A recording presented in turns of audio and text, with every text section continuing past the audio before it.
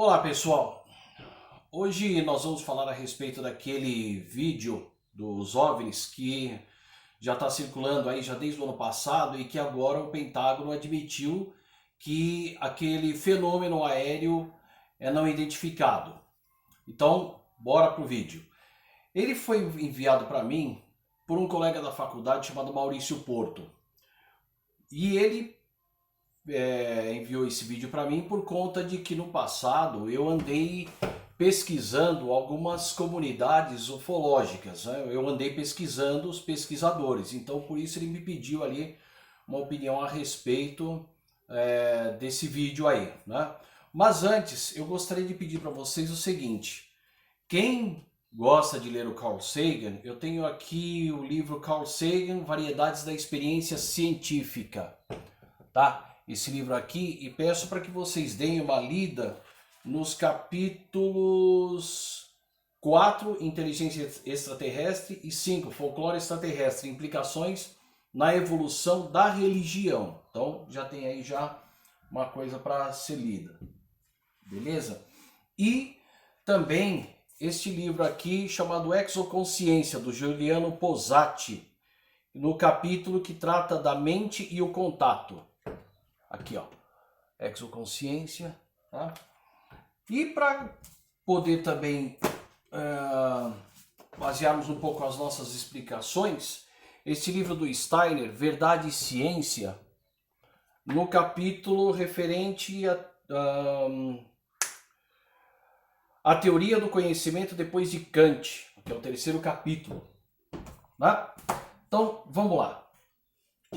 Eu assisti o vídeo, mas na verdade o que ele me passou foi o vídeo lá do original ali e tal, eu não me lembro direito qual era o site agora, mas eu peguei as explicações vindas do canal do Schwarza, do Aviões e Músicas do Lito e do Space Today do Sérgio Sacani, onde eles colocam exatamente as explicações dele e muitos dos internautas colocaram em dúvida aquelas explicações. Bom, vamos lá. A formação científica que nós tivemos aqui no Brasil, principalmente quem já está na casa dos 50, ela era muito embasada no chamado positivismo lógico, que é, no caso, a área da qual eles estão inseridos. O Lito, o Schwarza, o Sacani, o Pirula, né? Então, é uma visão em que, na verdade, a experiência, ela não mente. Então isso nos leva, por isso que eu pedi para dar uma lida no capítulo sobre o conhecimento depois de Kant, do Rudolf Steiner, para nós podermos entender um pouco essa visão que eles colocam. Bom, por conta deles estarem inseridos nessa narrativa do positivismo lógico, do positivismo científico, eles vão negar, sem dúvida nenhuma, que aquela espaçonave ou aquela sonda, ou seja lá o que for, pode ser, como pode não ser, como pode vir a ser, como pode vir a não ser, para vocês terem uma ideia do tamanho dessa discussão, um objeto extraterreno.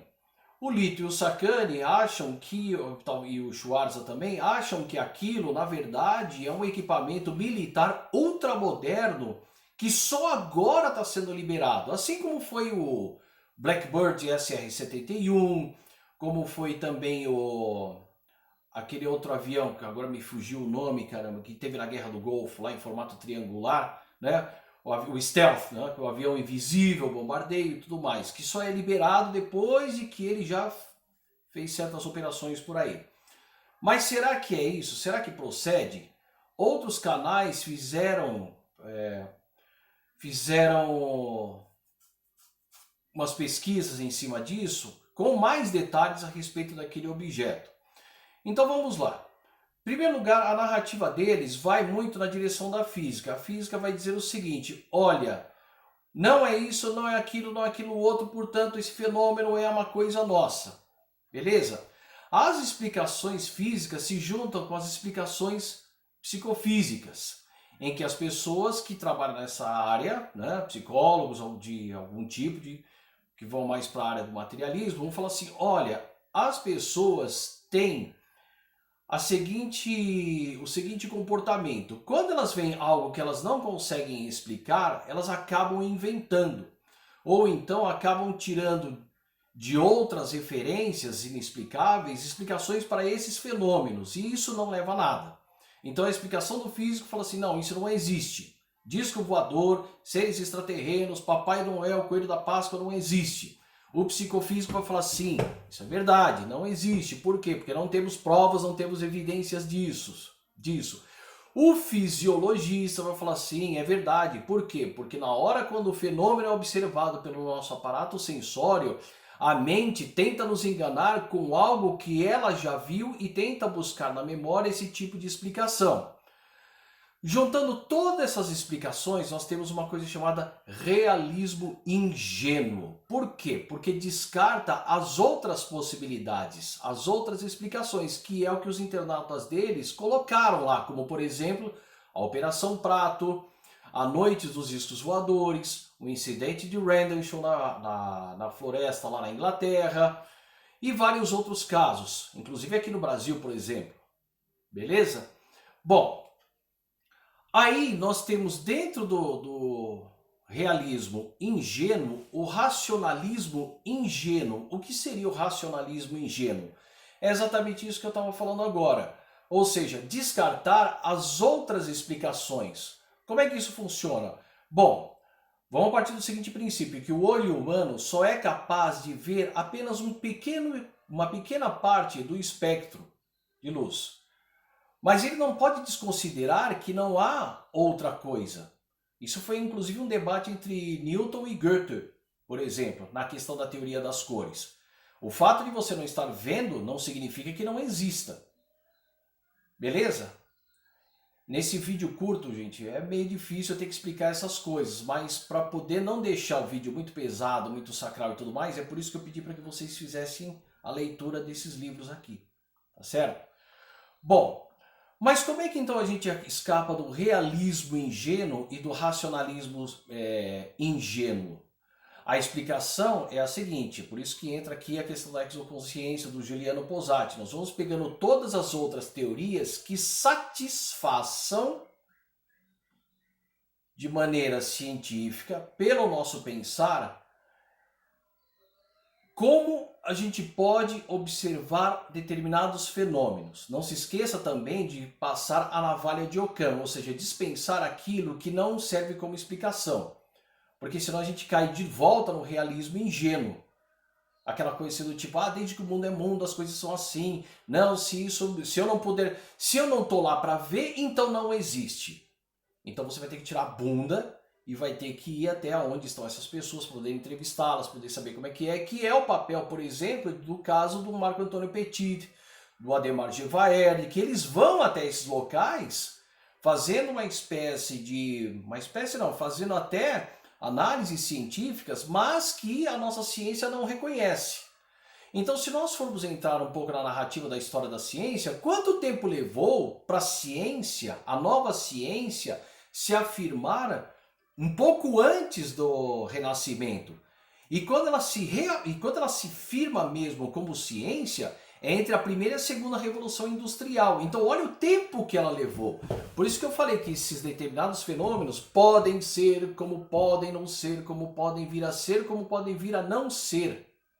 E não podemos esquecer das outras narrativas. Então é preciso ter que ver todas as outras e não ficar tirando conclusões apressadas, porque de repente, como isso é um fenômeno do nosso século, por conta de que a ufologia oficialmente passou a existir depois do caso Roswell ou depois do Kenneth Arnold sobrevoando ao Monte Rainier, nós não podemos descartar as outras possibilidades.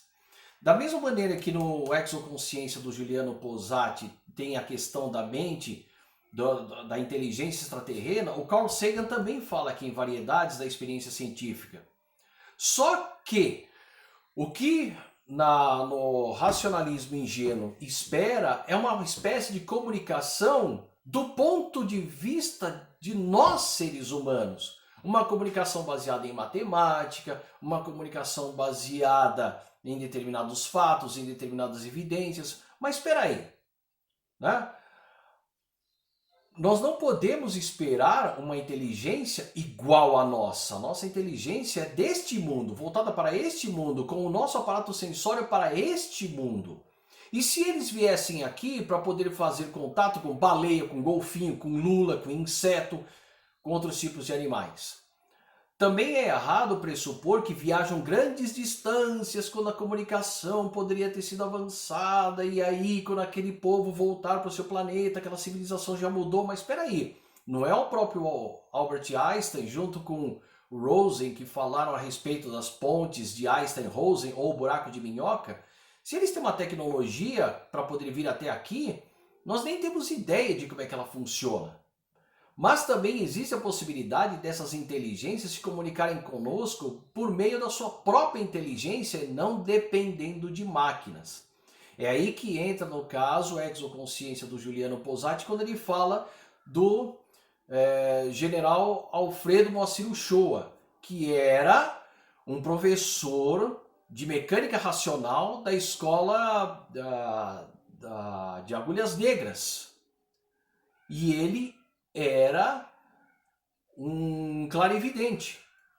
Então aí a gente não pode descartar essa possibilidade, essa explicação. Não é porque de repente eu não tenho provas da explicação da paranormalidade ainda e isso já está para mudar, que de repente eu vou descartar, que eu vou colocar como uma pseudociência. Isso pode estar ocorrendo. Assim como recentemente estão se falando aí nos centros espíritas, por exemplo, de contatos com seres extraterrenos. Ah, mas isso aí não existe, que não sei o que não está comprovado, que não sei o que, piriri, pororó. Gente, o que falta, por exemplo, a essas pessoas que eu citei, e eles foram honestos em falar, olha, Lito, né? Assim como o Sacani, é minha opinião, eu não acredito nisso, tá certo? Pelo menos eles foram honestos nisso, mas eles não foram treinados para poder considerar as outras possibilidades. Daí o porquê deles estarem presos nessa narrativa positivista. Entenderam? Então, a possibilidade de haver um contato pode ser real e pode ser dela já estar acontecendo.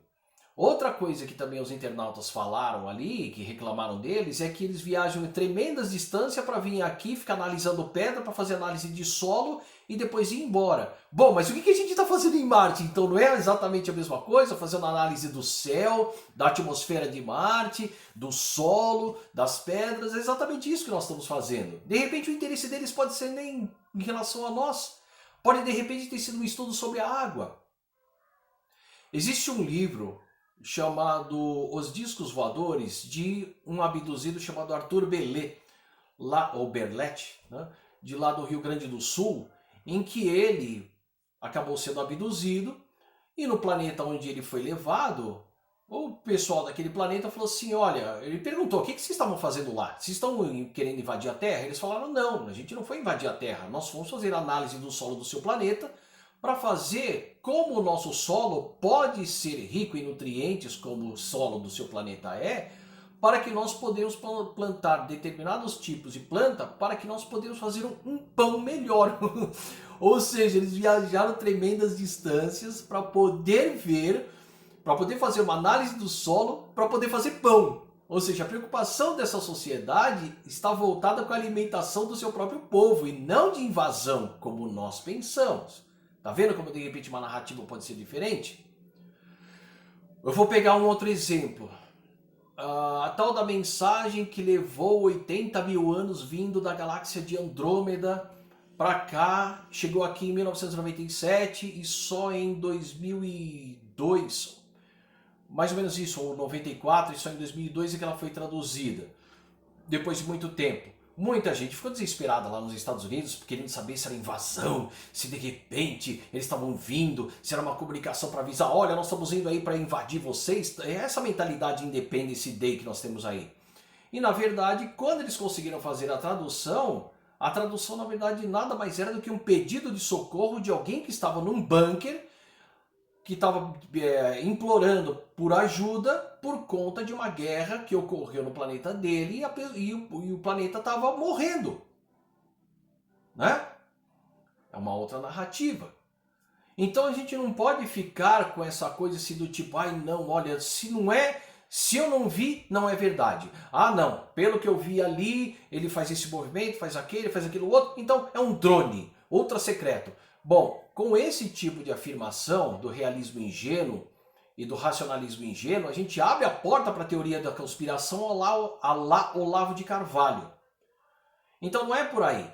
A explicação que no momento pode ser dada é: não sabemos. É inconclusivo. Só que nós somos tão treinados, e eu posso falar isso como professor, a gente é tão treinado para falar não sei para os nossos alunos, que isso decorre na má formação científica que nós temos hoje. O professor ele tem que ter todo o direito de falar assim: não sei o que é. De fato não sabemos. É um equipamento ultramoderno? É o que eu falei, pode vir a ser, como foi no caso dos aviões espiões, tá, e tudo mais. Não sei. Tá certo? Então, as explicações que nós temos são aquelas que satisfazem, mas desde que nós, com o nosso aparato do pensar, a gente põe ele para funcionar, porque a nossa cabeça, o nosso pensar está habilitado a fazer muita coisa que a gente não imagina. Só que se nós ficarmos presos a determinados tipos de explicações, nós já vamos estar colocando no início da pergunta os nossos próprios preconceitos. Não considerar o que outros ramos da ciência falam, não é só porque as ciências exatas deu resultado, criou a luz, o computador, é que dá a eles o direito de estarem mais certos. Você não pode perguntar, por exemplo, para um físico ou para um matemático a existência de Deus, porque isso não está no campo da matemática nem da física, mas está no campo da antropologia, no campo da antropologia das religiões. E não é porque de repente essas explicações carecem de evidências que de repente elas são falsas, porque são exatamente as explicações antropológicas e religiosas, por um lado, que formam a base da sociedade enquanto um todo tensional. O que é um todo tensional? No caso das ciências humanas. Ou seja, não existe indivíduos isolados, existe sociedade, grupos humanos que interagem de acordo com os seus interesses, com os seus valores, por conta de sobrevivência. A sociedade surgiu assim. A sociedade, os grupos foram surgindo para poderem sobreviver. Entendem? Depois, com o tempo, com com o surgimento da agricultura, que também não é muito bem explicado, né? Porque fala-se muito, quando surgiu a agricultura, o homem se fixou na terra. Beleza, então quem ensinou o ser humano a plantar? As estações do ano. Quem ensinou as estações do ano para o homem primitivo, que começou a trabalhar com a agricultura? A medicina. Então... Quem ensinou a medicina? Vocês entendem? São perguntas. Eu não vou aqui endossar a tese dos alienígenas do passado, ou do von Däniken, ou do Zecharia Sitchin no 12º planeta. Não vou endossar essas teses, mas são explicações que satisfazem até certo ponto. Beleza? Então, enfim, pode ser que nós estejamos sendo visitados? Pode, por que não? Né? Mas pode ser que o interesse dessa visita não seja em relação a nós. Claro que outra crítica que é feita é: eles vêm até aqui para ficar amassando trigo? Bom, nós tivemos aí da noite para o dia, durante a madrugada, um desenho feito numa plantação de trigo ao lado de um observatório. E ele continha informações que os cientistas foram lá, analisaram tudo aquilo e continha, sem dúvida nenhuma, uma inteligência por trás daquilo ali.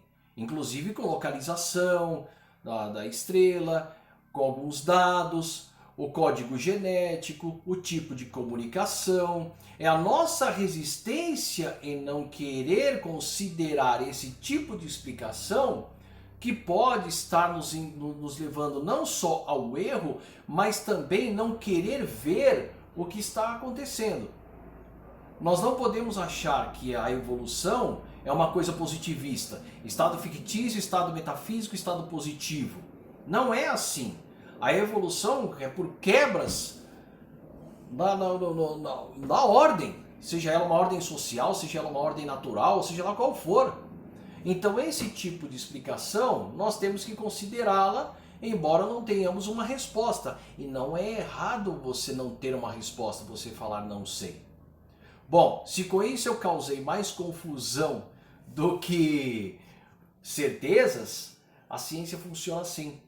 Talvez essa resposta a gente não tenha sequer agora na nossa vida, porque como eu falei, o desenvolvimento da ciência, a nossa ciência, levou pelo menos uns 300 anos, um pouco antes do Renascimento e um pouco depois da primeira Revolução Industrial, para poder se firmar. E quando nós começamos a fazer realmente as perguntas que vêm já com Kant, com Hegel, com Marx, o problema foi os kantianos, os hegelianos, os marxistas, os newtonianos, aqueles que de repente começaram a fazer as premissas erradas com base numa interpretação da qual já estava imbuído os seus preconceitos. Então, pessoal, é aquilo que eu venho falando. Tem que estudar. Tem que pegar na sua cadernetinha, anotar, né? Fazer suas anotações, letrinha pequena, e tem que estudar. Se você está com muitas certezas, cuidado. Porque este é o primeiro passo para o auto-engano. E já basta a sociedade que a gente vive de um cego levando o outro. Beleza? Bom, pessoal, é isso aí. Já estamos chegando em 20 minutos e eu não quero fazer um vídeo muito longo ou muito pesado. As indicações de leitura estão aí. Boa leitura e bons estudos. Um abraço. Tchau, tchau.